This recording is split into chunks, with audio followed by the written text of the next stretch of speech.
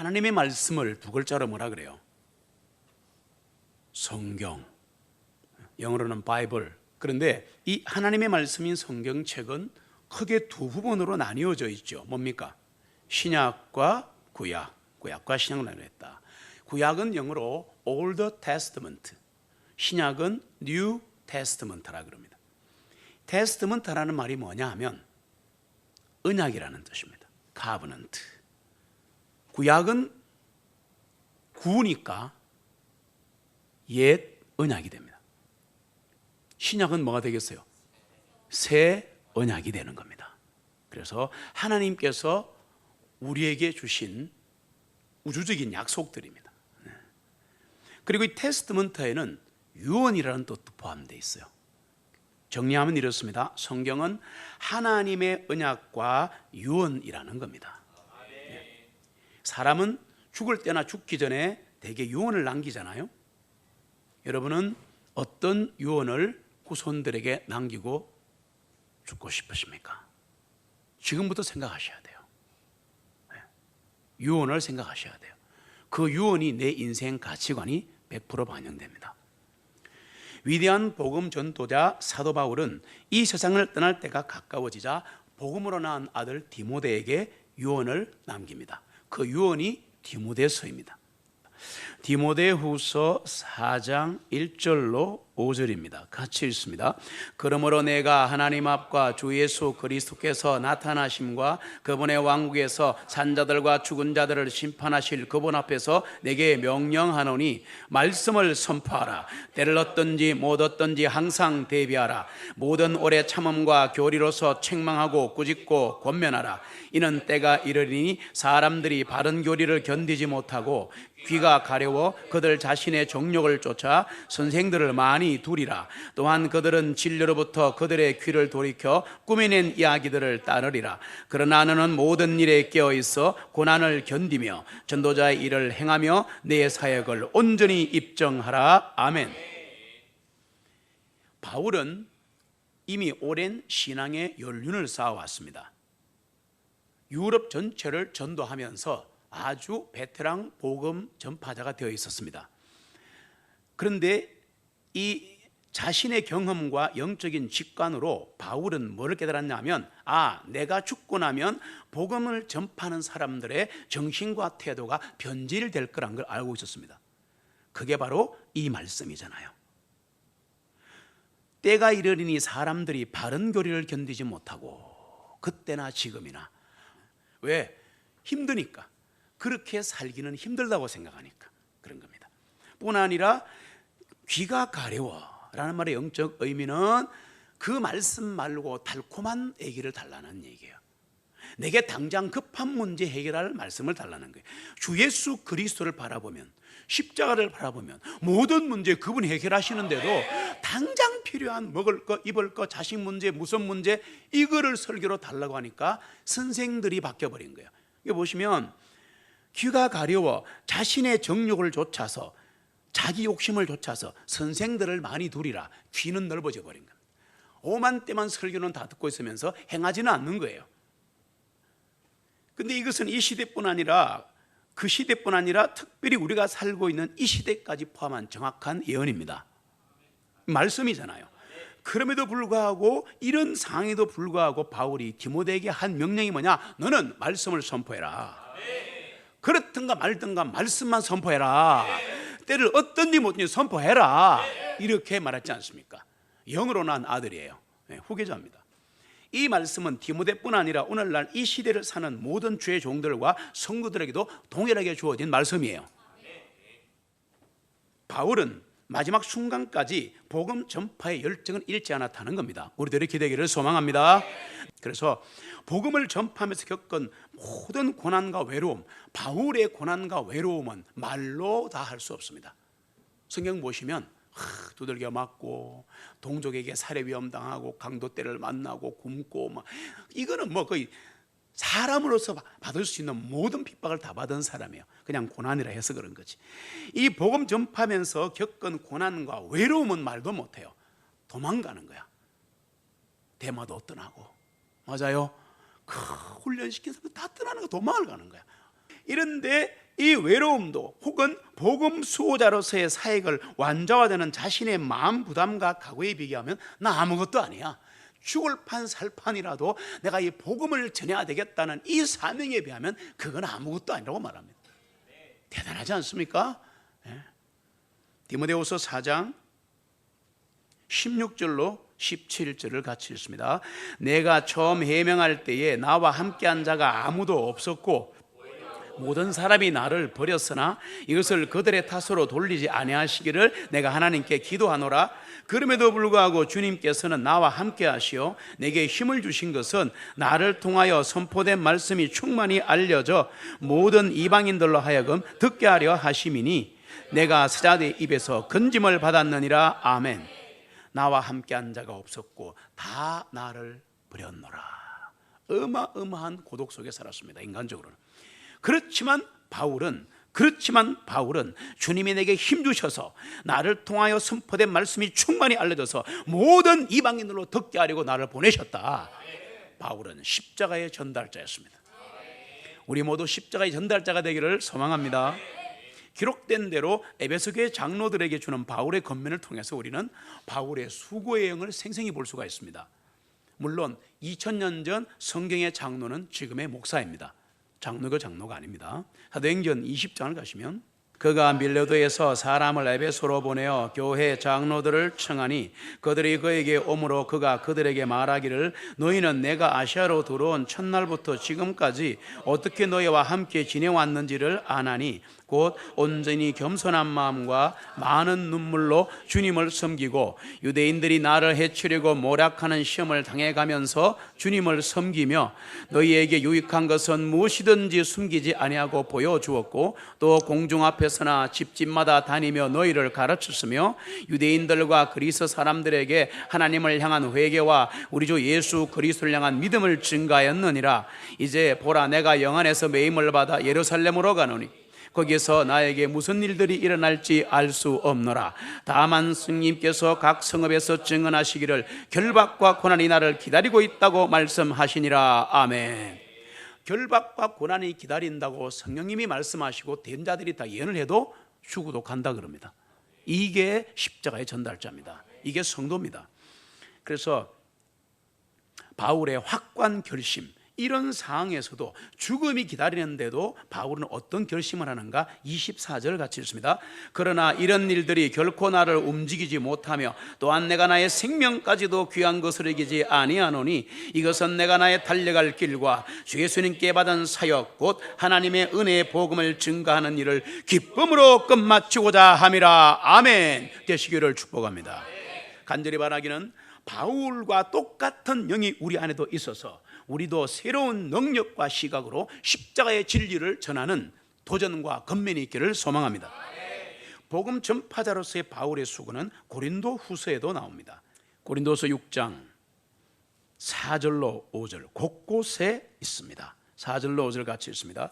오직 모든 일에 우리 자신을 하나님의 사역자로 입증하되 많은 인내와 고통과 궁핍과 공경도 잘 참아내었고 매맞음과 옥에 갇힘과 폭동과 수고함과 자지 못함과 굶주림을 잘 견뎌내었고 아멘. 9절로 10절 같이 읽습니다. 이름 없는 자 같으나 유명하고 죽은 자 같으나 보라 우리가 살아있으며 징계를 받은 자 같으나 죽임을 당하지 아니하고 슬퍼하는 자 같으나 항상 기뻐하고 가난한 자 같으나 많은 사람을 부유하게 하고 아무것도 없는 자 같으나 모든 것을 소유한 자로다. 아멘. 이게 바울이었습니다. 이게 우리라야 합니다. 이번에는 바울이 하나님 말씀을 어떻게 다루고 있는가? 바울은 하나님의 말씀을 어떻게 다루는가? 고린도후서 4장에 가면 있습니다. 같이 읽습니다. 그러므로 우리가 긍휼하심을 얻어 이 사역을 맡았은즉 우리가 낙심하지 아니하고 오히려 감추어진 정직하지 못한 일을 버리고 교활하게 행하지 아니하고 하나님의 말씀을 속임수로 다루지 아니하며 오직 진리를 밝히 드러내므로 하나님 앞에서 각 사람의 양심에 우리 자신을 추천하노라. 다만 만일 우리의 복음이 가리워졌다면 그것은 잃어버린 자들에게 가리워진 것이라. 아멘. 바울은 많은 영혼들을 주님께로 인도하자는 갈망이 있었지만 이를 위해서 교활한 속임수를 쓰지 않았다. 바울은 오직 분명하고 이미 계시된 십자가의 진리만을 담대히 의지했습니다. 단체나 크기나 돈에 의존하지 않았습니다. 그리고 이 진리만을, 십자가의 진리만을 하나님의 권능으로 인정한 사람이에요. 그러니까 성경 14권 쓰고 시대에, 우주 역사에 이름을 남긴 사람이 된 겁니다. 바울은 하나님의 말씀을 속임수로 다루지 아니했습니다. 오직 진리를 밝히 드러냈습니다. 그래서 사람들을 구원하기 원했습니다. 우리도 자기의 입은 닫아야 합니다. 산돌 모임이든 예배든 설교이든 자기의 말 하지 말고 예수님 말만 해야 돼요. 진리를 드러내기만 하면 되는 거야. 정죄하면 안 되는 거예요. 드러내면 그가 찔리는 거예요. 그래서 바울은 자신의 진실한 메시지와 청결한 삶을 통해 사람들의 양심에 호소했습니다. 여러분, 우리 삶의 순교가 돼야 합니다. 삶의 순교가 돼야 합니다. 다윗의 장막에서 영과 진리로 예배를 드린다고 하더라도 말과 행실이 정결해야 됩니다. 말과 행실이 바뀌어야 합니다. 나는 원래 그런 사람이야, 거짓말하면 안 돼요. 맞죠? 부모와 자식, 남편과 아내 사이에 알랑한 대학교 석사, 박사 받은 그거 갖고 장난치지 말고 말씀대로 순종하고 존경하고 행해야 합니다. 자녀를 노엽게 하지 마라. 그럼 그대로 해야 되는 거예요. 맞습니까? 남편과 아내가 다 들어 있습니다. 직장 상사에게 어떻게 할지, 사장이 부하에게 어떻게 할지 성경에 다 들어있지 않습니까? 그대로 하면 하나님이 하시는 거예요. 왜 자기의 교육관과 자기의 고집을 부리는 겁니까? 그게 바로 많은 선생을 둔 겁니다. 선생은 오직 한 분입니다. 예수 그리스도. 우리는 하나님께 속한 거라면 뭐든지 간에 모두 다 개방해서 온 세상에 전해야 합니다. 이거는 숨기고 저거는 내 말로 그런 게 아니에요. 하나님의 교회 안에 영적 계급은 없다. 맞습니까? 영적 계급이 어디 있어요? 집 생각해요. 집. 이게 하나님의 집인데, 가스 패밀리, 하나님의 가족인데 여러분 집에 계급이 있습니까? 없죠. 아버지와 딸이 어떻게 계급이에요? 가족이지. 오히려 아버지에게 더 큰 책임과 의무가 있는 뿐이지. 그렇잖아요? 내가 영적으로 좀 더 많이 알고 뭔가 뛰어나면 그렇지 못한 사람을 섬기고 돌봐야지. 그거를 어깨 힘주고 그러면 안 되는 거죠. 교회 영적 계급은 없습니다. 물론 신앙 성장이라든지 영적 지식이 차이는 납니다. 이해합니다. 그러나 이건 안 돼요. 내가 하나님께 받았는데 이거는 아주 심한 진리인데 당신들은 몰라. 이거는 영적 교만입니다. 성령님이 너에게 임하시면, 성령이 보혜사, 위로자 성령이 너에게 오시면 그분이 모든 것을 가르쳐서 알게 할 필요가 없느니라. 다른 사람에게. 맞습니까? 그렇다고 목사가 필요 없다는 게 절대 아니에요. 그런 뜻은 아니에요. 성경을 다 보셔야 돼요. 그러나 중요한 것은 성령님이 가르치시기 때문에 뭐 이상한 거 숨어 있는 게 없다 그 말입니다. 다 드러난다 그 말입니다. 십자가의 진리는 특별히 공개적으로 온 세상에 전파되어야 합니다. 그리고 하나님의 말씀과 권능만을 의지해서 공개적으로 담대히 복음을 선포해야 합니다. 공개적으로 해야 합니다. 담대히 전해야 합니다. 속으로 우물우물 하지 마세요. 걱정하지 마세요. 복음을 전하면 바울처럼 그 정도로 죽지는 않을 겁니다. 대한민국은 헌법이 아직도 잘 돼 있어가지고 막 전하는데 와가지고 두드리 패고 그런 사람 아무도 없어요. 그냥 눈 홀키고 가는 정도로 이렇게 해봤잖아요. 한 소리 하고. 그럼 들으면 되지 뭐 어렵습니까? 예, 감사합니다. 그냥 째리 보는 사람도 관심이에요. 이해됩니까? 제일 짜증나는 사람이 빨리 도망가는 사람이잖아. 우리 전에 봐서 알잖아. 그리고 막 우리를 먹어보듯이 피해가는 사람. 그게 힘들지 와서 한 소리 하는 사람은 관심 있는 거예요. 그때 복음으로 찔러보는 거라. 감사합니다. 예수 믿고 구원 받으세요. 맞죠? 감사한 거예요. 감사. 오직 하나님의 동력자로서 우리는 성경에 나타난 말씀 그대로 공개적으로 단순하게 하나님의 복음을 선포합시다. 그러면 잘 보세요. 이거는 목사님이 하는 거다. 이러니까 안 되는 거야. 프리칭. 전파라는 단어는 설교 뜻도 있고 전도 뜻도 다 있어요. 그러니까 프리칭은 다 하는 거예요. 내가 나에게 선포하는 겁니다. 나사렛 예수 그리스도를 이름으로 하느니 우리 가정을 감싸고 있는 흑암의 세력은 물러갈지어다. 이거 보험 선포 아니에요? 힘들어지면은 나는 십자가에서 죽었다. 맞죠? 그렇게 선포하는 게 다 선포란 말이에요. 그 순간 나이가 물러가 버리는 거야. 그걸 모르고 멍청하게 얻어 터지면서 한 달간 1년간 얻어 터지고 있는 거야. 기도만 한다고 되는 게 아니에요. 선포해야지. 나는 하나님의 자녀다. 어디서 내를 손대? 조말할 때 가라. 예수님 이름으로 꼭 붙여야 돼. 내가 나가라 하면 절대 안 나가요. 네가 뭔데 그렇게 말합니다. 오늘날 눈에 띄게 보이는 교회의 배도 현상은 바울이 가졌던 이 태도와 방법으로 십자가의 진리를 선포하면 극복할 수 있는데, 배도 현상, 교회가 교회답지 못한 현상, 그 책임이 양들에게 있을까요? 양무리치는 목자에게 있을까요? 여러분 어떻게 생각하세요? 쌍방에다 책임이 있다는 것이야 합니다. 바른 말씀을 선포하는데 도망가잖아. 맞죠? 듣기 싫잖아. 그대로 살리니까 힘들거든. 술 마시지 마, 담배 피우지 마, 똑바로 앉아, 말씀 들어, 뭐 하니까 힘들어지는 거야. 난 내 대로 살고 싶다고, 내한테 좋은 얘기만 해줘, 내가 헌금할 테니까. 이게 타협이 된 겁니다. 이게 지금 타협이 된 게 현대교회입니다. 이걸 배도라 그럽니다. 배교라 그럽니다. 고민 많이 해보셔야 합니다. 어찌됐건 배도와 비진리 가운데 시달리는 양들이 있는데, 이 양들에게 선포해야 될 책임을 맡은 목자들은 십자가의 깃발을 높이 들고 하나님으로부터 오는 큰 믿음과 새로운 비전을 얻기 위해 기도해야 되는 거야. 목사부터 기도해야 되는 거야. 맞죠? 그리고 우리가 어떻게 이 십자가의 복음을 선포할 것인지 하나님께 도움을 구해야 합니다. 구해야 합니다. 회심사역 맡을 때도 그리해야 합니다. 똑같습니다. 그러면 이 시대가 이렇게 열심히 복음을 전파하고 있는 것처럼 보이는데 어찌 결과는 초라한가? 복음 선포 내용이 문제입니다. 우리는 어떤 식으로 복음을 선포해야 하는가? 많이들 복음을 전하는데 그 중에 대표적인 예를 하나 제가 들어보겠습니다. 이렇게 하면 안 된다는 거, 너무 추상적이에요. 이런 식입니다. 주 예수 그리스도께서는, 틀린 거 하나도 없어요. 주 예수 그리스도께서는 갈보리에서 죄인들을 위하여 대신 죽으심으로 구속의 사역을 완성하셨습니다.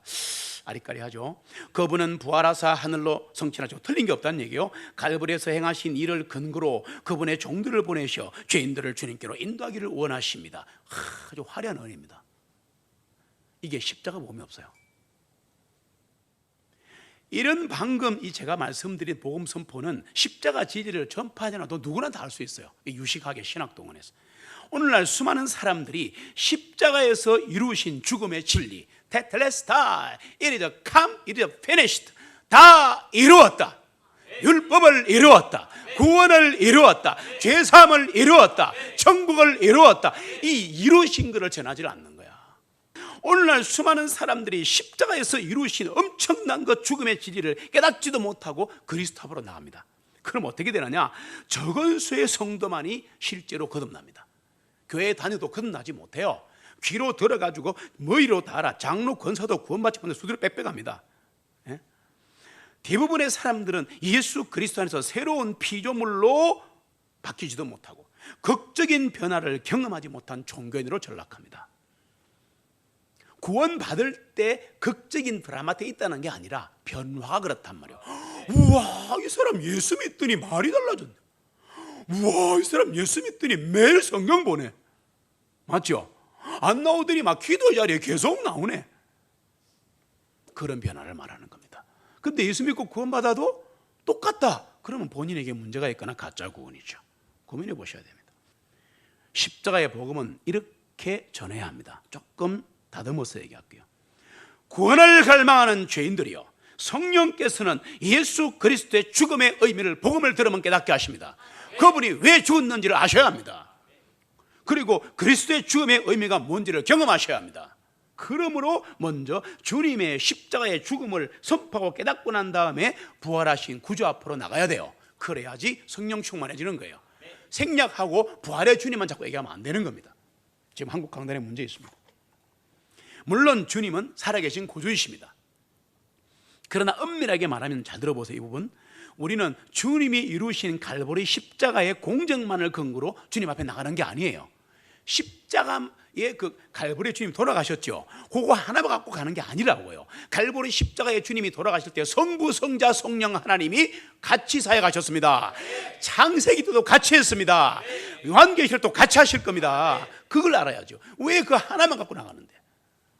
우리는 주님의 십자가에서의 죽음이 성령님으로 인해 우리에게 실제로 나타난 게 된 겁니다. 그리고 우리가 그분과 연합하여 그분의 죽으심을 통해 하나님의 은혜로 새로운 생명으로 거듭났습니다. 얘기를 다 해야 되는 거예요. 그럴 때 부활의 주님에게로 나갈 수 있다. 순서가 있다는 얘기입니다. 이 진리를 바울은 갈라디아서에서 생생한 말씀으로 표현하는데, 그래서 3장 1절 같이 읽습니다. 오 어리석도다 갈라디아 사람들이 나무 위에 달려 못 박히신 것이 너희 가운데서 너희의 눈앞에 분명히 보이거늘 누가 너희를 미혹하여 진리에 순종하지 못하게 하였느냐. 아멘. 보세요. 나무 위에 예수 그리스도가 나무에 달려 못 박히신 것, 이것이 진리인데 왜 사람들이 너희를 속여서 이 진리에 벗어나게 하는가? 맞죠? 너희의 눈앞에 분명히 보이거늘 이란 표현의 의미가 뭐냐 하면 이런 뜻입니다.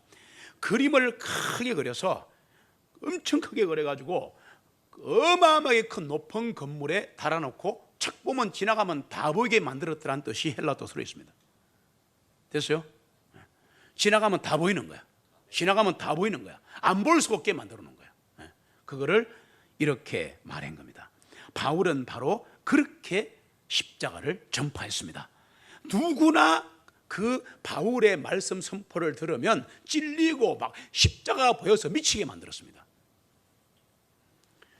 바울은 십자가의 진리를 하나님의 권능으로 전했기 때문입니다. 우리도 기도할 때 하나님의 권능 믿고 기도해야 되고, 전도할 때 그렇게 해야 되고, 교제할 때도 하나님의 권능을 믿고 해야 되고, 전파지도 그렇게 해야 합니다. 그래야 일이 납니다. 예수 그리스도께서 십자가에 못 박히심을 그림처럼 그려서 갈라디아 성도들에게 눈앞에 보여준 게 바울입니다. 갈라디아 성도들은 바로 자신들의 눈앞에서 나무에 달려 못 박히신 예수 그리스도의 눈으로 본 거예요. 믿어지자 십자가가 뚫고 들어오는 거야. 그리고 나를 완전히 못 박아버리는 거야. 고린도전서 2장 2절 같이 있습니다. 이는 내가 너희 중에서 예수 그리스도와 그분께서 나무에 달려 못 박히신 것 외에는 아무것도 아니하지로 작정하였기 때문이라. 나는 예수 그리스도와 십자가만 전해. 바울이 바보입니까? 천재 중에 천재입니다. 이 땅에 태어난 신약천 중에 최고가 바울입니다. 아무도 못 따라갑니다. 저는 발꿈치도 못 따라갑니다. 확실합니다. 맞습니까? 그 엄청난 하나님의 천재 바울이 뭐라 그랬어요? 나는 예수 그리스도만 전해. 그분이 십자가에 달려 죽으신 것만 전해. 근데 전하면 역사하려는 거야. 십자가 가슴을 찔러보는 거야. 멋있지 않습니까? 그래서 합시다. 그래서 합시다. 우리도 똑같이 이렇게 십자가의 진리를 선포해야 합니다. 이렇게 해야 합니다. 들으십시오. 하늘에서 내려온 중단지를 선포하겠습니다. 주님이 당신을 위해 십자가에 높이 달리셨습니다. 주님이 당신의 죄를 위해 돌아가셨습니다. 보라, 하나님의 어린 양을, 창세로부터 죽임당하신 어린 양을 보라. 이게 선포입니다. 우리 모두 바울처럼 선포합시다. 이렇게 해야 돼요. 십자가는 구원입니다. 십자가는 소망입니다. 십자가는 권능입니다. 십자가는 사랑입니다. 십자가를 바라보십시오. 십자가를 바라보십시오. 십자가의 주님을 바라보십시오. 주님이 구원하십니다. 우리 한번 따라합시다. 십자가는 구원입니다. 십자가는 권능입니다. 십자가는 소망입니다. 십자가를 바라보십시오. 주님이 구원하십니다. 이사야 58장 1절에 보시면 같이 읽겠습니다. 아끼지 말고 나팔같이 내 목소리를 높여 크게 외치라. 내 백성에게 그들의 허물을, 야곱의 집에 그들의 죄들을 보이라. 아멘. 외치면 죄가 보이게 돼 있는 거예요. 아끼지 말고 나팔같이 내 목소리를 높여 크게 외치라. 하나님 하시는 거예요. 우리는 하늘나라의 대사들입니다. 하늘나라의 전사들입니다. 십자가의 진리를 맥없이 의기소침하게 대충 선포하지 맙시다. 두려워하지 말고 목소리를 나팔처럼 높여서 크게 불어 외칩시다. 가정이 무너집니다. 직장이 무너져요. 하나님은 이 시대에 그분의 복음을 선포할 자를 찾고 계시는 겁니다. 누가 이 십자가의 진리를 나팔같이 선포할 것인가? 보라, 세상 죄를 지고 가져가신 하나님의 어린 양이더라고. 누가 이 세상에 크게 외칠 것인가? 그게 바로 나이기를 소원합니다.